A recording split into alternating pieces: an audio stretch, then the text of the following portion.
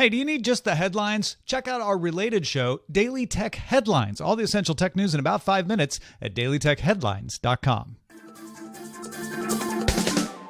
Coming up on DTNS, is Facebook done for? Plus, Microsoft abandons the HoloLens and one hacker's solo campaign against North Korea. This is the Daily Tech News for Thursday, February 3rd, 2022. In Los Angeles, I'm Tom Merritt. And from Studio Redwood, I'm Sarah Lane. From Austin, Texas, I'm Justin Robert Young. Drawing the top tech stories from Hoth, I'm Len Peralta. And I'm the show's producer, Roger Chang. There is a longer version of this show, and Justin was just explaining his theory that CNN might get sold to Amazon or Apple or somebody like that. You can get that on Good Day Internet, available at patreon.com/DTNS. Big thanks to our top patrons. Today they include Steve Iadarola, Jeffrey Zilks, and Tony Glass. Let's start with a few tech things you should know. In its Q3 holiday quarter, Nintendo reported it shipped 10.67 million Switch units, down 8% on the year, but bringing lifetime shipments to 103.54 units, surpassing the original Wii's 101.63 million. In response to questions on recent high-profile game studio acquisitions, Nintendo president Shintaro Furukawa said, quote, "Our brand was built upon products crafted with dedication by our employees. Having a large number of people who don't possess Nintendo DNA in our group would not be a plus." So you're saying Nintendo Plus. Apple is deprecating a kernel extension in macOS 12.3 that Microsoft's OneDrive used for syncing files. In response, OneDrive's Mac client has changed to using Apple's file provider extensions instead. That seems fine, except along with this change, Microsoft made Files on Demand the default behavior. That's a feature that keeps the file in the cloud, but lets you use it as if it's stored locally. It also means that when it turned on, it deleted everybody's files from your local hard drive, and not everybody wants that feature on. And many OneDrive users have been complaining about that. A lot of them have gone in and manually marked folders as always keep on this device to restore it to their hard drive, which sounds tedious, especially because a lot of them have a lot of folders. GameStop plans to launch its own NFT Marketplace, pitched as a place to buy and sell in-game assets represented as blockchain tokens. This will be built on the Immutable X platform, which combined thousands of sales transactions into a single write on the Ethereum blockchain to make transactions more energy efficient and less expensive.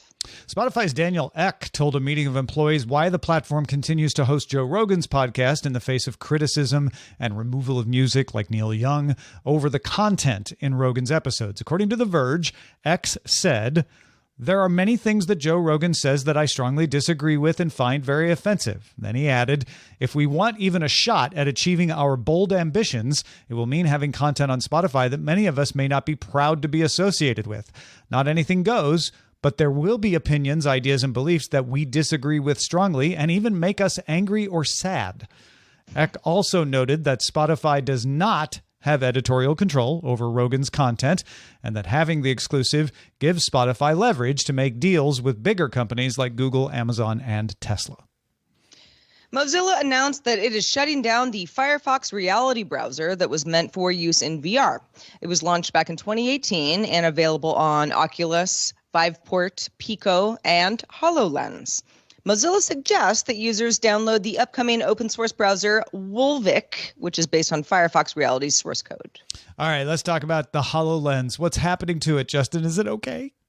No, Tom, please look away if you are a dear fan of the HoloLens. Insider sources say that Microsoft has scrapped plans for the HoloLens 3 device in the middle of last year and is partnering with Samsung on a mixed reality device that Samsung wants Microsoft to make the software for, but not the hardware. Microsoft wants to make the software for it, but not the hardware.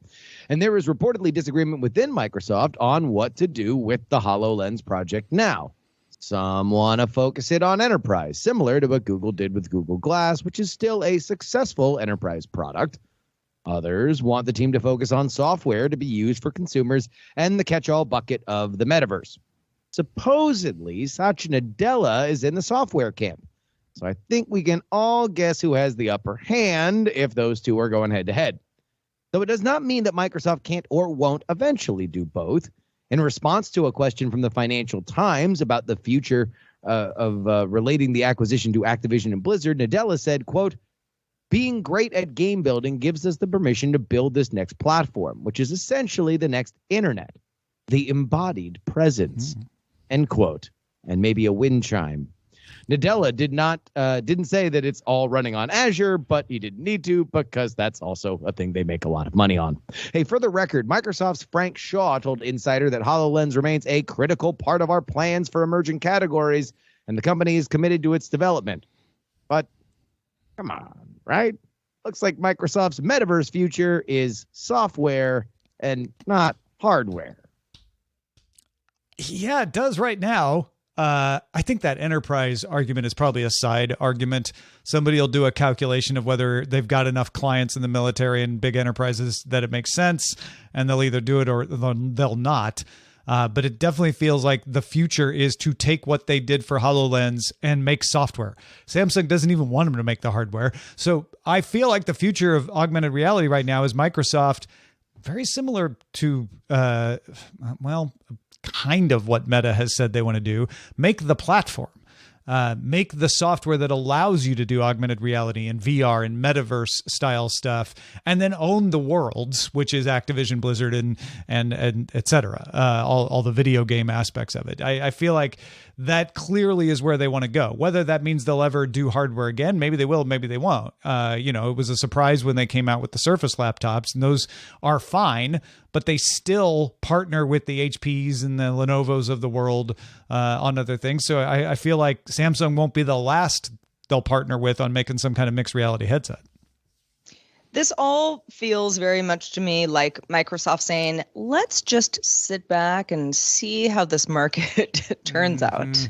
If all the other companies start to, hit home runs with hardware, then we'll get back into it, or we'll figure out who to partner with to get back into it. But it's kind of a little bit of a waiting game. I would say that Meta is the company I certainly am looking at to the most to say, okay, well, what are you doing next? But it won't be the only company. And that said, if you look at something like Google Glass back in the day, totally had a market, wasn't the consumer market, but it could be the consumer market if it was sort of reimagined and brought back to life, and Microsoft could do the same.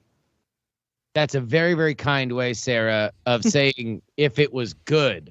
Which right now, hardware for consumer AR is not. There's the old saying that the first people inside the door, the first people to walk in the door get shot.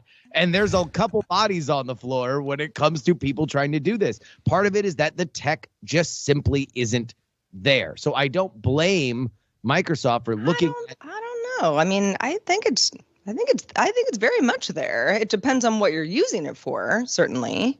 But yes, if we're talking about you, me, Tom, Roger, Len, everybody buying the next version of the HoloLens, we have a long way to go. Well, I mean, I don't know if we have a long way to go, and that's I think where we're at is that it's like we are a far cry from where we were 5 years ago, 6 years ago when Google Glass happened. We are probably closer to what we would understand as a functional, exciting breakthrough AR product as we sit here talking right now. But I don't blame Microsoft for saying, you want to know what? Let's let a company like Samsung, perfect. All you guys want to do is figure out ways that you can sell these screens and throw as many pieces of spaghetti at the wall and see what sticks. That's who needs to be doing this right now, not Microsoft. Microsoft is there after there is an idea of exactly how all this works, and then they'll be able to work in concert with their software. I genuinely think this is a great idea for them to just forget about the hardware for right now. I wonder if there's a scenario that plays out where the Quest is the Palm Trio, whatever Apple comes out with is the iPhone, and Microsoft would like to be Android. Maybe. And look, it took Android a while, Google a while to build their own phone, right? To fully integrate everything that Android was into their own hardware. So I think that might be a good analogy. Well, here's an inspirational tale, folks. A white hat security researcher that goes by P4X, not PX3, P4X. Cousin, what's up? Yeah, you guys are neighbors. P4X just grayed their white hat, a tiny bit, because they just couldn't take it anymore. Wired reports that just over a year ago, P4X was one of the security researchers targeted by some North Korean attacks that were aiming to steal security research tools, software vulnerability details, etc. P4X says the attacks did not succeed. The FBI got in touch to gather details about them, but then never followed up. A year later, no official U.S. response, so P4X went poking around and found numerous unpatched vulnerabilities in North Korean systems. A bug in Nginx X web server, an ancient version of Apache over there, a few vulnerabilities in North Korea's homegrown Linux version Red Star OS. And with all that combined, P4X had the makings of a good old-fashioned denial of service attack against an entire country.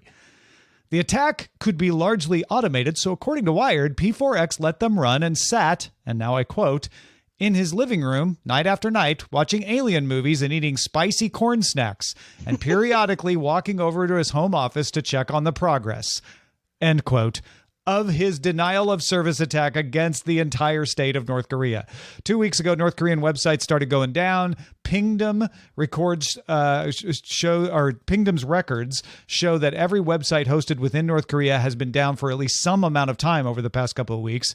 Some routers, not just home routers, I'm talking about like the routers that run their internet have gone offline. That's taken down email, along with a bunch of websites, possibly caused some complete internet outages in the company.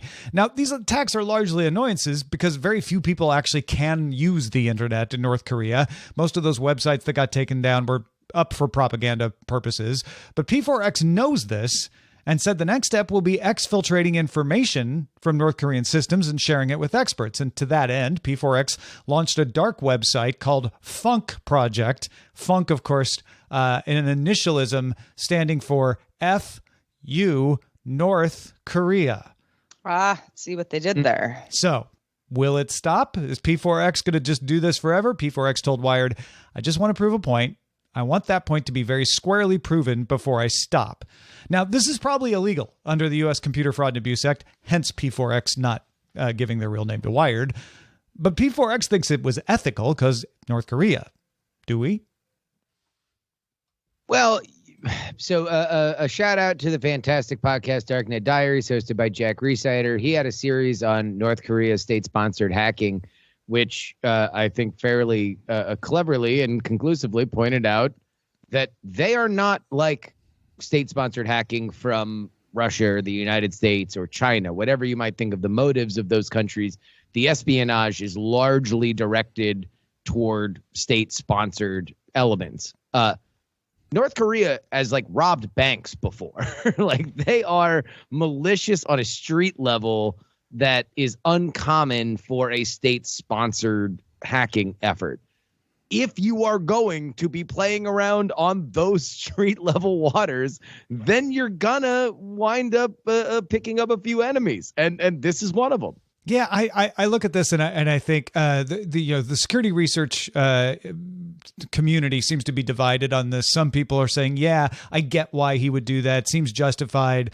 Some are saying he might be causing more trouble than it's worth. I'm not sure what lesson North Korea is going to learn. Most of their hacking teams are not inside of North Korea, so he's not even stopping them from doing their deeds. And might even be getting in the way of actual intelligence operations because they aren't coordinated and they don't know what he's up to. Let us know what you think. Feedback at dailytechnewsshow.com. Indeed. Also, whenever we can, we like to direct your attention to a good read that we think might help you understand the tech world a little bit more and certainly helps us. Rest of World has an article up by Peter Guest called Exposed Documents Reveal How the Powerful Clean Up Their Digital Past Using a Reputation Laundering Firm. Tells the story of a company called Eliminalia, Spanish company headquartered in Barcelona, Spain, and Kiev, Ukraine, with the tagline, "We erase your past. We help you build your future." You might say, that sounds nice. Rest of World found multiple companies like it that use copyright claims, also GDPR violation accusations, right to be forgotten laws, sometimes even fake legal notices to rid the internet of embarrassing information on behalf of their clients about those who have enough money to pay for this service or services like it. Some want corruption allegations wiped. Politician, that you might be in that category. Others want explicit videos scrubbed. I can understand that. The most common, though, is people wanting critical articles about their business or political activities taken down. Rest of World saw documents indicating Liminalia charges about 2,500 euros per link. So this is a lucrative business, and it sounds like there are quite a few clients. Yeah, and restofworld.org did a great job digging into this. They got a hold of documents. They detailed a lot of the documents. They confronted the people named in the documents. They confronted the companies. So they've got everybody on record reacting to this, or at least trying to get them to react. Liminalia says, like, that's not us. Some of this stuff is wrong. Here's what we do. It's worth a read, though. It's an excellent read if you're like, want to see examples of people using the existing laws to their best advantage to try to delete something from the internet, which frankly, that's really hard. And the way that they do it is by using, among other things, the right to be forgotten, the GDPR, and the DMCA. Laws that many people here in America are well familiar with.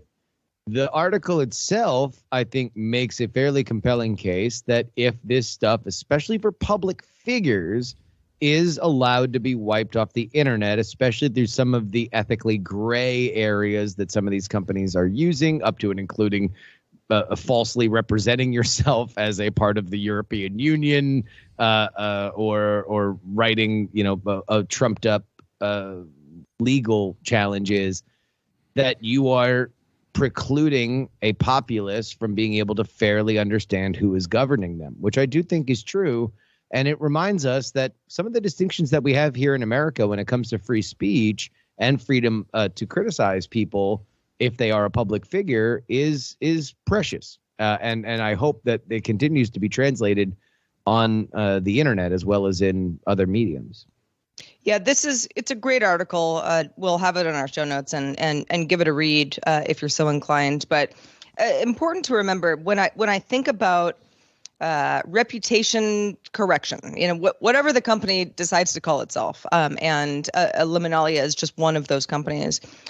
I always kind of equate that with, well, was there an embarrassing video of me, or, am I trying to get a job and I really want that blog post of mine that, just won't get out of search results to just go away. Those are all perfectly, understandable ways that you might get a hold of a company like this. But when it comes to people in positions of power and kind of rewriting history, then it becomes a little bit more interesting. Yeah, I mean, I understand that if you got caught giving $1 million as a bribe to somebody, that's gonna. You might want people to forget it. You want people to forget about that. Yeah, and one of the key takeaways before we move off of this is, remember that laws like the DMCA are no fault laws. I can accuse someone of having put up copyright, and as long as I can defend myself as, I thought they had, then right. It's really incumbent on the people who are being accused to defend themselves. The platforms that are being asked to take it down are supposed to be neutral. They're supposed to just take it down. And so if you're accusing smaller organizations who don't have the funds and the resources and the lawyers to fight this, you're going to succeed. That's how this works. A lot of times they'll put up a copy of an article, backdate it, and say, we're the original owner. They copied us, have it taken down. And the platforms, the ISPs, the web hosts, et cetera, go, yeah, no, I mean, it looks to us like you're right. So we're taking it down. If you got thoughts on this or thoughts on dealing with all the snow and ice out there, you can chat with folks in our Discord, which you can join by linking to your Patreon account at patreon.com/DTNS. Meta stock took a pounding after it released its earnings Wednesday. The quarterly numbers really weren't that awful. Pessimistically, I would call them mixed. But there were a couple of things that caused that negative reaction. One was a lower than expected projection for Q1 22 earnings for the next quarter. That was attributed mostly to bad advertising numbers, which is bad since advertising makes up 98% of Meta's revenue. If the advertising is bad, Meta's revenue is bad. Meta's pointing the finger specifically at Apple. Of course, you probably realize Apple now requires apps on iOS to ask for a user's permission before sharing data with third parties. Meta says that decision will cost them $10 billion in 2022. And coincidentally, Meta says they also lost $10 billion on VR and AR development in 2021. So now $20 billion off. However, another business that makes more than 80% of its money off ads is Alphabet's Google. Google had a great earnings report earlier this week. Alphabet right now is on target to hit a $2 trillion stock valuation. So what's the difference here? One way to explain it is that Google has a diversified set of ad revenue generation that isn't overly dependent on getting data from one platform, like iOS. Another way to explain it might be to say that Apple doesn't require websites to follow the same privacy protections as apps, and Google makes a lot of its ad revenue from searches that people do in browsers. So maybe they're just built to survive this better. Meta CFO David Wenner thinks it's more detailed than that. He explained it this way. Given that Apple continues to take billions of dollars a year from Google Search, the incentive clearly is for this policy discrepancy to continue. Apple likes Google better than Facebook, is what he's implying. Well, that's a hard sell because it wasn't just Google. The ad business overall grew 20% in 2021 because turns out people still spend money on ads, even on iOS. A more likely culprit in general for Meta's problems could be increased competition. Amazon, Alibaba, JD.com, all continuing to grow their market share at Alphabet's, but more often at Meta's expense. The other reason that investors are down is worth paying attention to also. Meta lost users. This one's not Apple's fault. Facebook's daily active users fell for the first time ever, dropping about 500,000 to 1.93 billion. There are now less than 2 billion users of Facebook. The biggest user drops came from Africa and Latin America, which were thought to be growth areas. Monthly active users for Facebook continued to grow, however. So monthly, they're getting people logging in, just not daily. And Instagram, WhatsApp, and Messenger all continued to add users as well. But the big engine, Facebook, dropping is not a good look. The vultures have now begun to circle. In fact, we saw some pretty bad headlines. Bloomberg's headline reads, Facebook and Google's ad addiction can't last forever. Also, Protocol read, is this the beginning of the end for Facebook? And these are not outlets prone to extreme headlines. And we're not talking about the Register or Gizmodo here. So is this the beginning of the end for Facebook? And can Meta's 10-year plan to use the metaverse to be its future business plan work at all? Or will they be out of steam by then? Oh, man. First of all, a good summary, Tom, of this, because, yes, depending on where you like to read your news, you might have heard this morning that Facebook is done for or Facebook will be fine.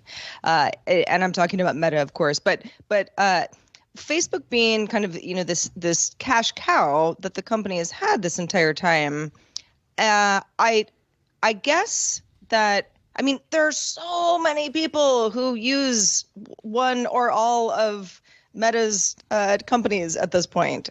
I don't think we're anywhere near, some Facebook imploded, and that's when it happened. Although I have asked myself this question over the last however many years, once Facebook overtook MySpace, and it was like, okay, this is what happens. MySpace overtook Friendster, then Facebook overtook MySpace, and then Facebook is just like the biggest company in the world, and everyone's on it, and what are you going to do about it?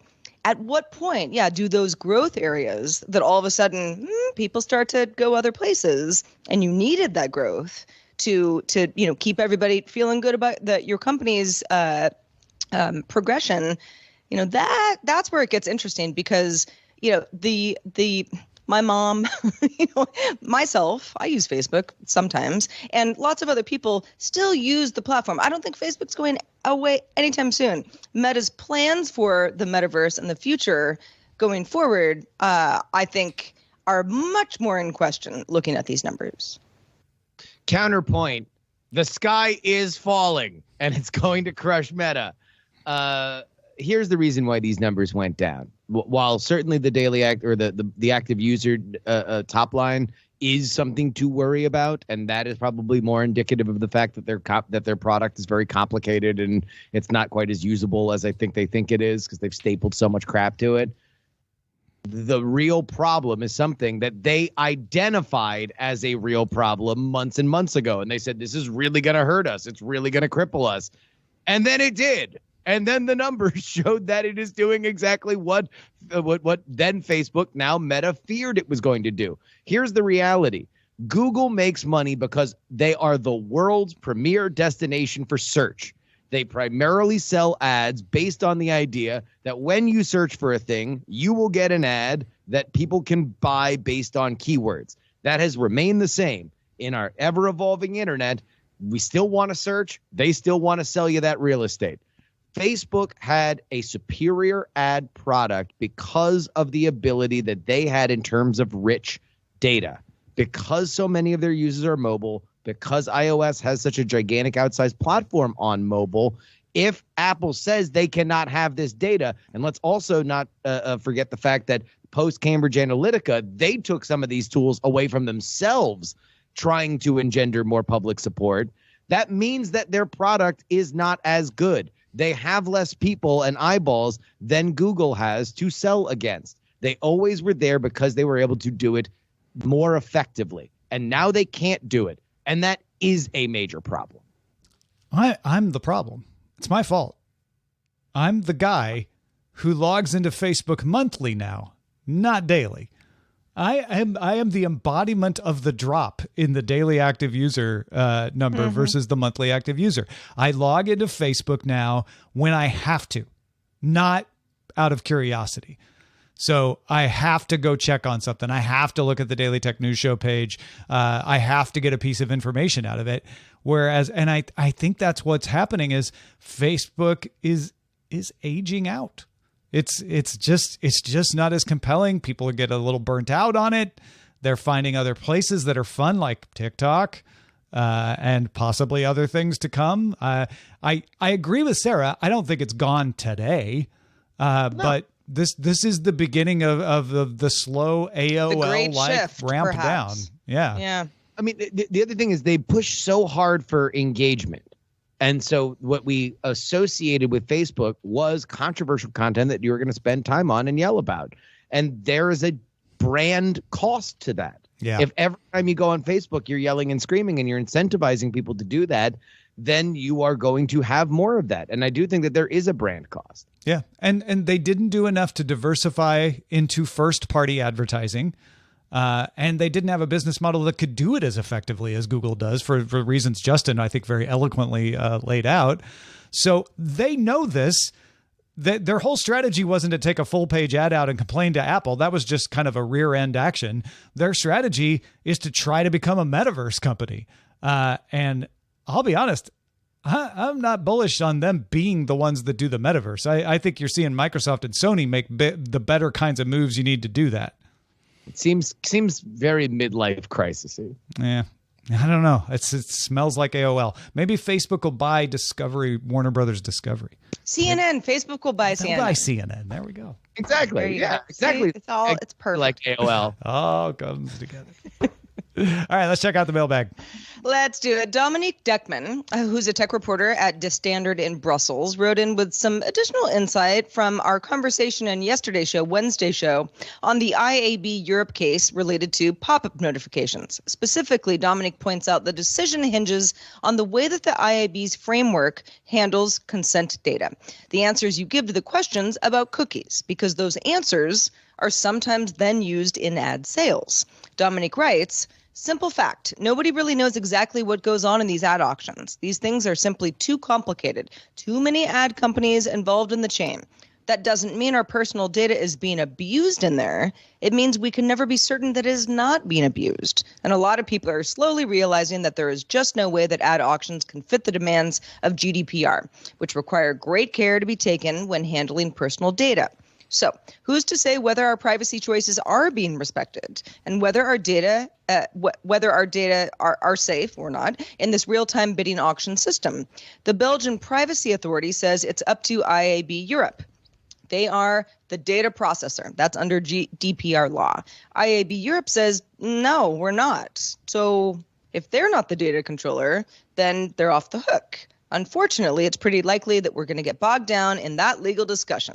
But that's lawyers for you. Dominic, thank you so much for sending in the insight from on the ground in the capital of the EU in Brussels. Appreciate that.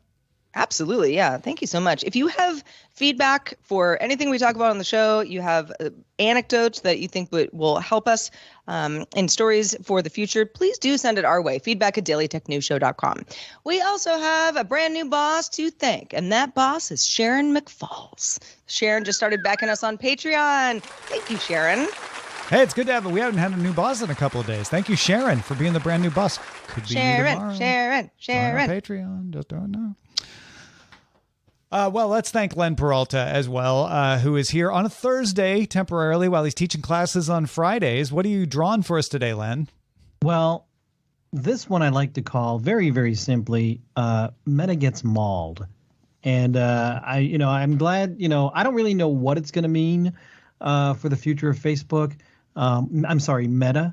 But yeah, I don't. This could be. They took it on the chin at least this past week. So they that's literally what this did is all about. in your illustration too. That hurts. Literally. Yeah. If you'd like this, maybe this will be something that is indicative of the future of Meta. You can go to my Patreon, patreon.com/Len. You can get that if you for free if you would just back her, or go to my online store, lenperaltastore.com, and you can download it or purchase a print signed by me. Good stuff, Len. As always, also good stuff from you, Justin Robert Young. Let folks know where they can keep up with all that you do.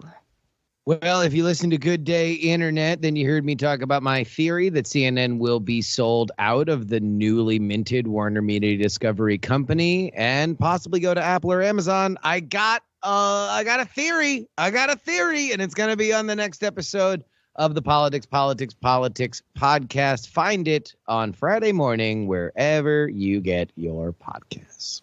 Excellent. Thank you both for being here today. Reminder for folks, if you want to join us live, if you can, we're live Monday through Friday, 4:30 p.m. Eastern, 21:30 UTC. You, of course, can find out more at dailytechnewsshow.com/live. We're back doing it all again tomorrow. Patrick Norton is going to be joining us, and he has some ideas for affordable GPUs. Where to find them. Talk to you then. This show is part of the Frog Pants Network. Get more at frogpants.com. Diamond Club hopes you have enjoyed this program.